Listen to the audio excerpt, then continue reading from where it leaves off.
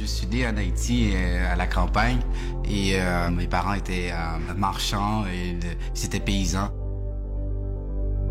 Mon père était déjà établi ici. Je pense qu'il est venu ici peut-être quelques semaines après ma naissance. Il est venu ici au Canada s'installer pour chercher une vie meilleure. Dans les années 1982, nous sommes venus ici rejoindre mon père qui était déjà établi ici. Et vraiment venir ici, pour nous, c'était un rêve. C'était une nouvelle vie, le début d'une nouvelle vie. Et aussi de l'espoir aussi pour voir enfin la famille se réunir, mais aussi pouvoir vivre ensemble dans un nouveau pays, dans un terre d'accueil où, ce qu'on nous avait dit, les possibilités externes étaient presque illimitées. Alors, c'était vraiment un rêve pour venir ici au Canada.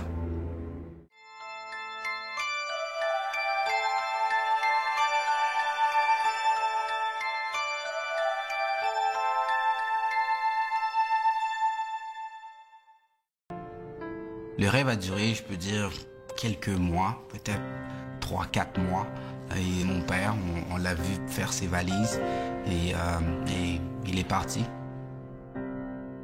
Ma mère a essayé de nous rassurer, d'être forte, de montrer que son Dieu n'allait pas l'abandonner. Alors c'est ça qu'elle nous répétait toujours.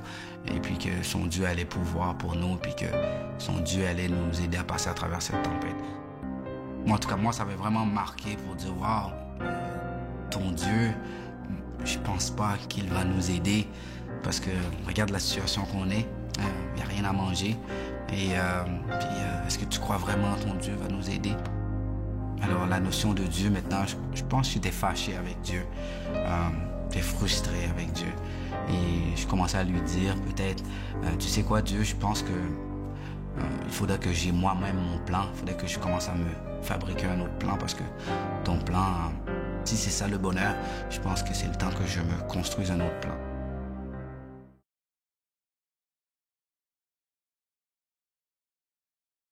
Quand je vais devenir grand, moi je vais devenir un oppresseur.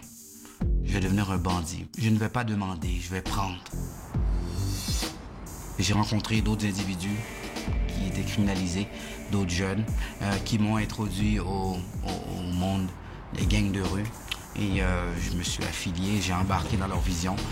Et je suis devenu, à partir de cette époque-là, je peux dire, un individu extrêmement violent. Aucun respect pour la vie, aucun respect pour les règles de la société. Un seul objectif, c'était construire mon bonheur au détriment de tout. Et j'ai commencé à prendre le revolver et la cagoule. Et j'ai commencé à m'adonner un peu plus profond dans la délinquance. Ma jeune vie d'adulte, moi, je l'ai passée presque toute en prison. Et je pense pas que j'ai fait plus que 6 mois dehors. J'ai jamais fait une période plus longue que 6 mois en liberté. Non seulement j'étais violent dehors, mais j'étais aussi violent à l'intérieur des murs. Alors qu'est-ce qu'on faisait avec moi? On me mettait en prison, parce que j'étais en isolement. Et mon régime était la suivante, c'était 23h30 sur 24, à l'écart des autres prisonniers. Mais pour moi, tout ça, c'était... ça n'avait aucun effet sur moi. Pour moi, toute chose avait une fin. Un jour, je vais sortir du trou. Un jour, ma sentence va être terminée. Et toujours, dans mon arrière-pensée, j'avais un objectif. Je ne serais pas un oppressé. Je vais devenir un oppresseur.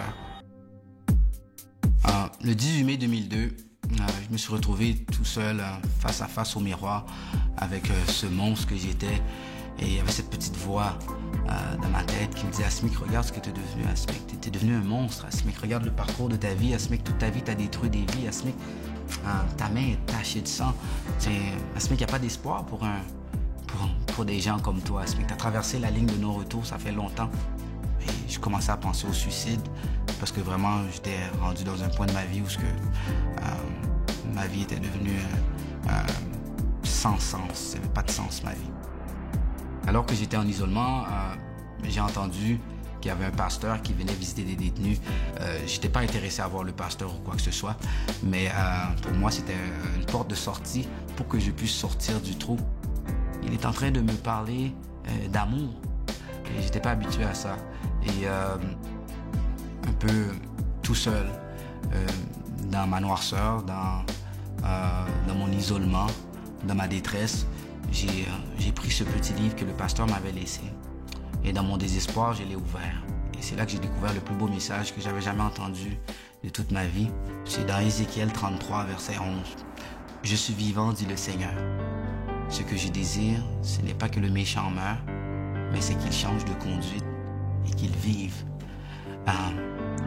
Je l'ai lu et je l'ai relu parce que ça faisait pas de sens. Mais ce que Dieu désire pour moi, c'est que je change de conduite et que je vive. Pour moi, c'était la meilleure bonne nouvelle que j'avais jamais entendue de toute ma vie. Et cette journée-là, le 18 mai 2002, dans ma cellule, j'ai pris le petit drapeau blanc et j'ai dit, Dieu, je sais que tu as dit dans ta parole que tu as un plan de bonheur pour moi. Mon plan n'a pas marché. Alors voilà, comme un enfant qui vient vers son père avec un jouet brisé, je te demande de me réparer.